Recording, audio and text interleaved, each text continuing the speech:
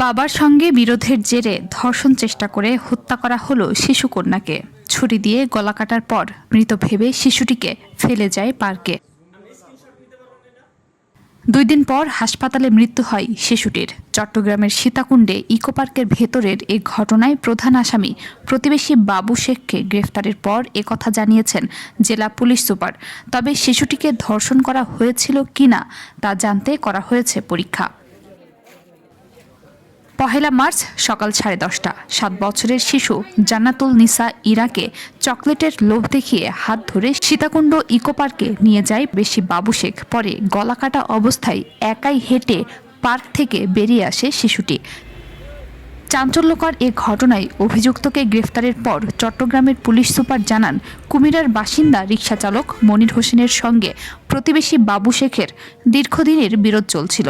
এরই জেরে তার শিশুকন্যাকে হত্যার উদ্দেশ্যে চকলেটের লোভ দেখিয়ে ইকো পার্কের পাহাড়ে নিয়ে ধর্ষণ চেষ্টা চালায়।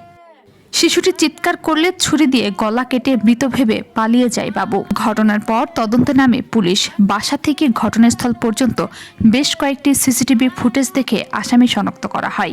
মঙ্গলবার দুপুরে কুমিরা থেকে অভিযুক্ত বাবু শেখকে গ্রেফতার করা হয়। ঘটনাস্থল থেকে চকলেটের খোসা সহ আলামত উদ্ধার করা হয়। আসামি পূর্ব পরিকল্পনা অনুযায়ী ঘটনার দিন সকাল 9:30টায় ইরাকে চকলেট কিনে দিয়ে বেড়াতে নিয়ে যাওয়ার কথা বলে বাড়ি থেকে ডেকে নিয়ে আসে।